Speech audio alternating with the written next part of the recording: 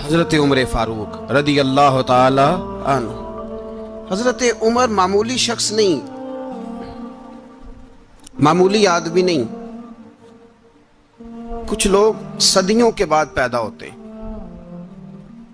اور کچھ لوگ ایسے ہوتے ہیں جو ایک ہی بار پیدا ہوتے ہیں، ان جیسا دوسرا پیدا ہوتا ہی نہیں، دوسرا ان طرح کا پیدا ہوتا ہی۔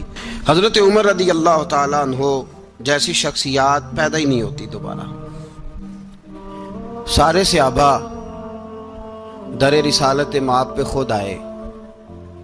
یہ وہ عظیم شخص ہے جسے اللہ کے محبوب نے اللہ سے مانگ کے لیا ہے، کہا اے اللہ یہ مجھے دے دے، اللہ سے مانگ کے لیا ہے۔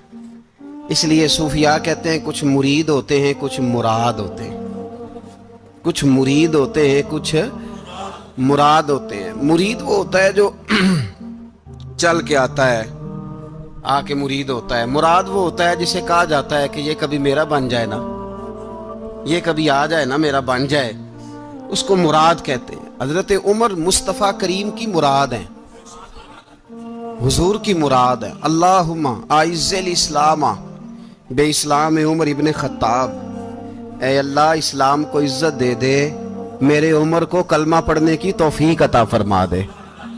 اور کیسے دعا مانگی؟ اور یار حضرت عمر کی تو اس فضیلت کا کوئی جواب نہیں دے سکتا، میرے رسول پاک علیہ السلام سب کے لیے ہی دعا مانگتے ہیں نا، حضور کی دعا عام ہے، لیکن مصطفیٰ کریم نے کعبے کا غلاف تھام لیا اور غلاف کعبہ کو حضور نے سینے سے لپٹایا اور سینے سے چمٹا کے کہا اے اللہ میں نے تو کبھی سوال ہی زیادہ نہیں کیے، میں کرنے آیا ہوں، مجھے عمر دے دے، عمر دے دے۔ حضور نے مانگ کے لیا۔ اور پھر جب جس کو حضور مانگے اللہ سے، کہ حضرت عمر رضی اللہ تعالیٰ عنہ کا آج یوم شہادت ہے، میرا تو دل کرتا تھا کہ فجر سے باتیں شروع ہوں اور سارا دن ہی عمر کی باتیں ہوتی رہیں، سارا دن جناب عمر کی باتیں، سارا دن، اس لیے کہ ذکر جناب عمر کا ہوگا پر راضی اللہ کے رسول ہوں گے صلی اللہ، تو جاگ کے بیٹھے، خوش ہو کے بیٹھے۔ ہمارے ہاں منایا ہی نہیں جاتا، بابے اللہ کیتا ساؤن بھادروں اسو کتا تے منڈے جنوری فروری، تو اسلامی سال بھی گیا اور وہ تاریخیں بھی ساری گئیں۔ یکم محرم امت مسلمہ کے لیے بہت بڑا دن ہے، بہت بڑا دن، یہ شہادت ہے حضرت عمر فاروق کی رضی اللہ تعالی عنہ۔ یہاں چھوٹی چھوٹی باتوں پہ گورنمنٹ چھٹی کرتی پھرتی ہے، چھوٹی چھوٹی باتوں، الیکشن ہو گیا تو چھٹی، فلاں جگہ پہ تھوڑا سا کسی نے خبر دے دی کہ کوئی پریشانی ہے تو چھٹی، فلاں جگہ یہ ہو گیا تو چھٹی، یہاں تک کہ فلاں وزیر صاحب فلاں علاقے میں آئیں گے تو سارے علاقے کو چھٹی۔ اور اب تو اس سے بڑا حال ہونے لگا ہے، اگر جن لوگوں کی سندھ میں حکومت ہے ان کے لیڈر کا دن آیا تو اس دن چھٹی، اور جن کی پنجاب میں حکومت ہے ان کا دن آیا تو چھٹی۔ ہمارا مطالبہ ہے حکومت پاکستان سے، اگر سر اٹھا کے جینا چاہتے ہو تو یکم محرم کو چھٹی کیا کرو، اگر سر اٹھا کے جینا چاہتے ہو تو یکم محرم کو چھٹی کرو جناب عمر کے دن، اور ملت کے جوانوں کو بتاؤ کہ اگر عزت کی زندگی جینا چاہتے ہو تو اس طرح جیو جس طرح فاروق اعظم جی کے گئے ہیں، عزت اور وقار کی زندگی۔ جمہوریت حضرت عمر سے سیکھنی پڑے گی، حکومت کرنے کے طریقے حضرت عمر سے، رعایا کو سیکھنا پڑے گا کہ امیر کس طرح بنایا جاتا ہے اور امیر کس طرح کے ہوتے ہیں۔ یہاں لوگ ہمیں یورپ کی مثالیں دیتے ہیں، لوگ یہاں ہمیں آ کر کے امریکہ کی مثالیں، انہیں کیا پتا حکومت کیا ہوتی ہے؟ وہ کہتے ہیں جی وہ سائیکل پہ جاتا ہے ان کا حکمران۔ میں نے کہا وہ سائیکل پہ جاتا ہے؟ میرے عمر فاروق مدینے سے مکے گئے تھے تو پیدل ہی حج کرنے چلے گئے، پیدل ہی۔ اور جناب عمر فاروق رضی اللہ تعالیٰ عنہ عید کی نماز پڑھانے گئے، عید کی نماز عمر خطبہ عید دینے گئے۔ اور اس زمانے میں کون سا غریب ہے جو ننگے پاؤں جاتا ہو؟ کون سا غریب ہے جو مسجد ننگے پاؤں جاتا ہو؟ لوگوں نے تو 3 قسم کی چپلیں رکھی ہوئی ہیں، ایک مسجد جانے کی علیحدہ ہے، گھر پہننے کی علیحدہ ہے، شادی بیاہ پہ جانے کی چپل علیحدہ ہے۔ حضرت عمر فاروق رضی اللہ تعالیٰ عنہ نکلے عید کا خطبہ دینے کے لیے تو بیوی سے کہنے لگے جوتا، اس نے کہا صاحب اتنی دفعہ ٹوٹا ہے اب گانٹھا نہیں جا سکتا، اتنی دفعہ ٹوٹا ہے کہ اب دوبارہ پیمند نہیں لگ سکتے۔ تو حضرت عمر کہنے لگے چل کوئی حرج نہیں، بغیر جوتے کے ننگے پیر ہی چلتے ہیں، کوئی حرج نہیں۔ تو کہنے لگے لوگ کیا کہیں گے؟ فرمایا چپ کر، لوگ جس دن عمر نے یہ دیکھ لیا نا لوگ اس کے بارے میں کیا کہتے ہیں، اس دن عمر عمر نہیں رہے گا۔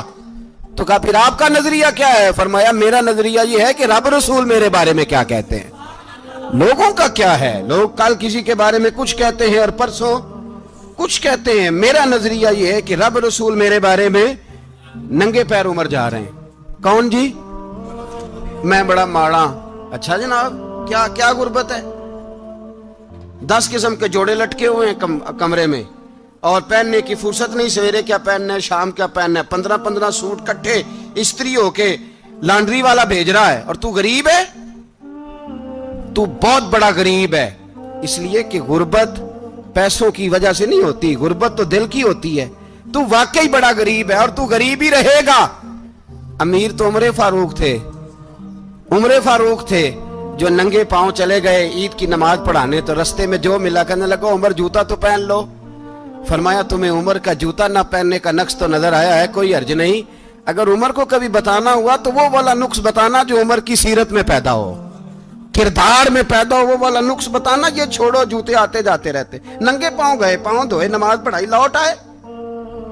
او بھائی یہاں تو ہمارا بناؤ سنگار اترنا، جتنی توجہ کپڑوں کی طرف ہے اتنی توجہ کبھی ہماری علم کی طرف ہوتی نا، جتنا ذوق شوق ہمارا بناؤ سنگار کی جانب ہے، اتنا بناؤ سنگار کبھی ہمارا اخلاقیات کی جانب ہوتا تو معاملات بڑی حد تک سنورے ہوئے ہوتے۔ حضرت سیدنا فاروق اعظم رضی اللہ تعالی اپنی زندگی کو ترتیب دیا، ایک دن بھی خلافت نہیں مانگی اللہ سے۔ حضرت عوف بن مالک اشجعی ایک صحابی ہیں، حضرت عوف بن مالک رضی اللہ تعالیٰ عنہ فرماتے ہیں کہ جناب ابو بکر صدیق کا زمانہ تھا تو میں نے خواب دیکھا، میں نے خواب میں جناب عمر کو دیکھا، اور میں نے دیکھا کہ کوئی کہنے والا کہہ رہا ہے کہ عمر وہ ہے کہ اللہ کے رستے میں کوئی اسے جتنا مرضی برا بھلا کہے یہ پرواہ نہیں کرتا۔ کس کے رستے میں؟ بولے سارے۔ اس کا مطلب ہے اللہ کے رستے میں لوگ برا بھلا بھی، قرآن مجید نے کہا وَلَا يَخَافُونَ لَوْمَةَ لَائِمٍ، کچھ لوگ ایسے ہیں جو برا بھلا کہنے والوں کی پرواہ نہیں کرتے۔ آپ یقین کریں اگر پرواہ شروع ہو جائے نا تو دین کا کام ختم ہو جائے، نہ کوئی تقریر کرے، نہ کوئی تدریس کرے، نہ کوئی پیری مریدی کرے، ختم ہو جائے اگر باتوں کی پرواہ ہو۔ لیکن وہ پرواہ، حضرت عوف بن مالک اشجعی کہتے ہیں میں نے خواب میں دیکھا کہ عمر وہ ہے جو کسی کی پرواہ، اور دوسری بات میں نے یہ دیکھی کہ عمر خلیفہ بنے گا، اور تیسری بات میں نے خواب میں یہ دیکھی کہ عمر شہید بھی کیا جائے گا، عمر شہید بھی ہوگا۔ یہ میں نے 3 باتیں خواب میں دیکھی۔ فرماتے ہیں میں نے آ کے خواب حضرت ابو بکر صدیق کو سنائی، وہ خلیفہ تھے۔ وہ کہنے لگے ٹھہر جا، میں عمر کو بلاتا ہوں، اس کے سامنے دوبارہ سنانا، اس کے سامنے۔ فرماتے ہیں میں نے بلایا حضرت عمر فاروق کو، آ کے بیٹھے، خواب شروع ہوا۔ کا ایک بات تو میں نے یہ دیکھی کہ آپ ملامت کرنے والے کی پرواہ نہیں کرتے، دوسرا آپ خلیفہ بنے گے۔ جناب عمر کہنے لگے چپ کر، ابو بکر کے سامنے ہی کہہ رہا ہے، چپ کر، خلیفہ کے سامنے ہی کہہ رہا ہے۔ تو حضرت ابو بکر صدیق کہنے لگے عمر اسے کہنے دو، مجھے لگتا ہے رب کی رضا یہی ہے کہ میرے بعد اگر مصطفیٰ کا منبر ملے تو عمر کو ہی ملے، اسے کہنے دو۔ یار یہاں تو لوگ ڈینگے مارتے ہیں، یہاں تو لوگ دعوے کرتے ہیں، میرے سامنے فلانے کو بھی بٹھاؤ، فلانے کو بھی بٹھاؤ، اس کو کیا پتا، اس کو کیا پتا، یہ تو بڑکے مارنے کا دور ہے۔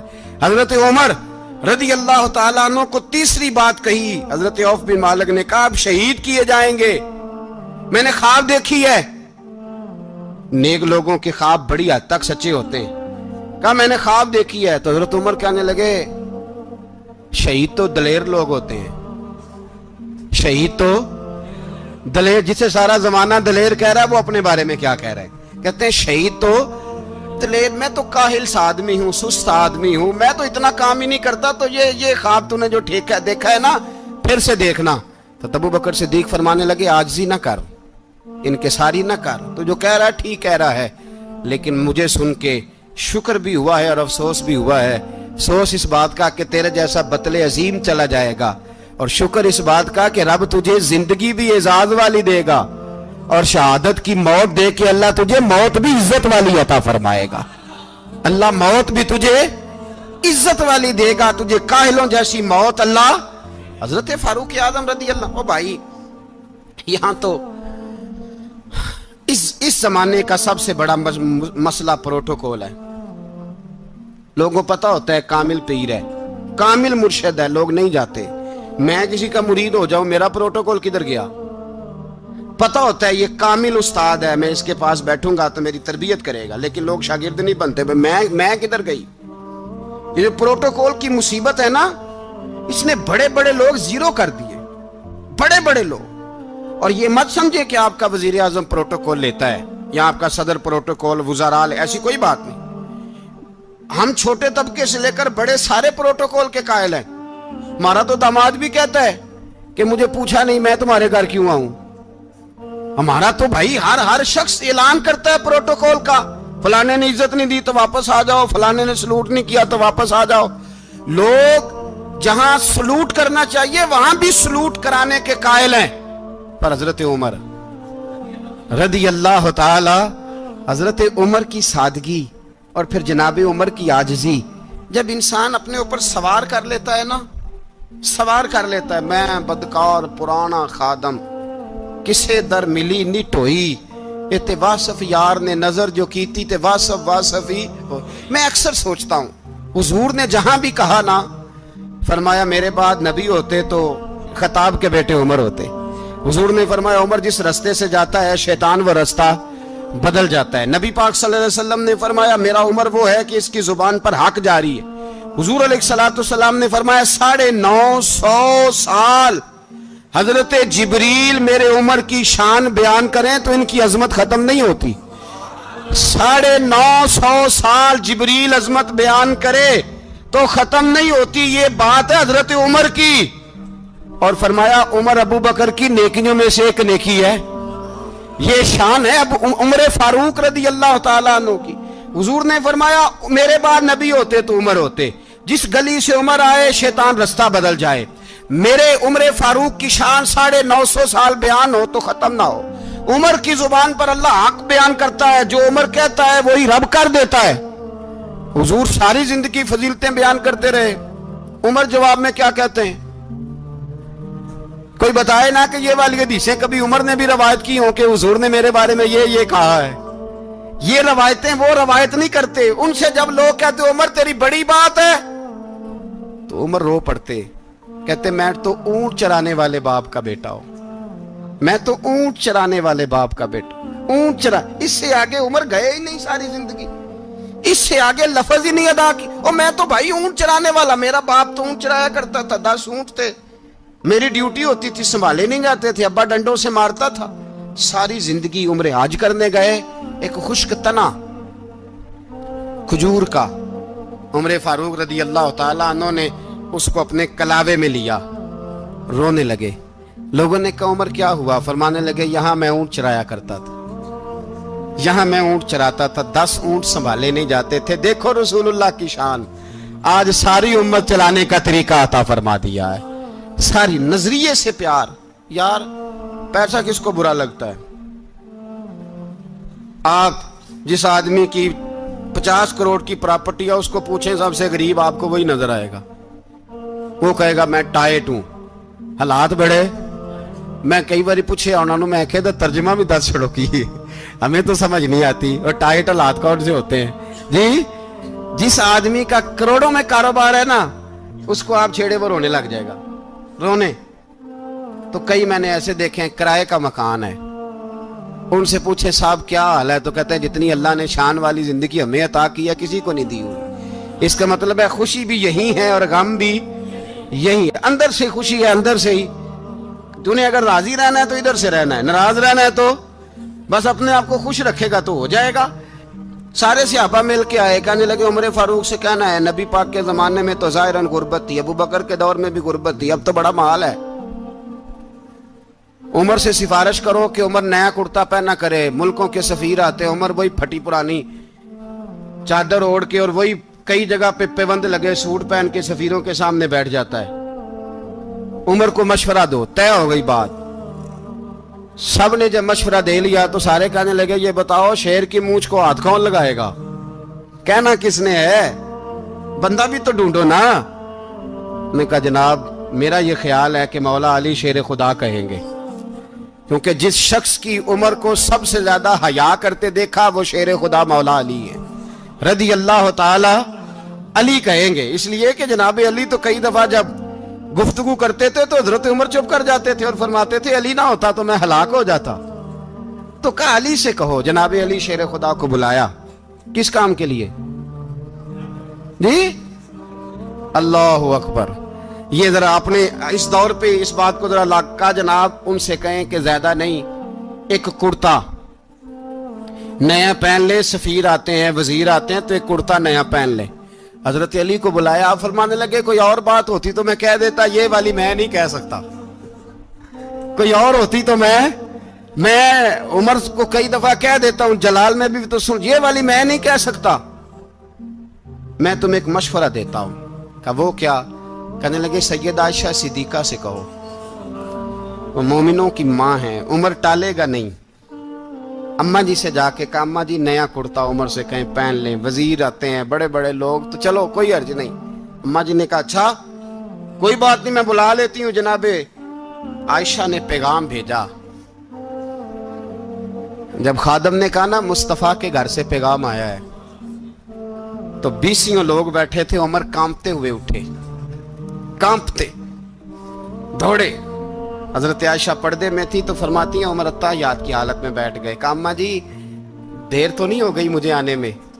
कहा नहीं टाइम पे आ गए हो। किस लिए बुलाया था?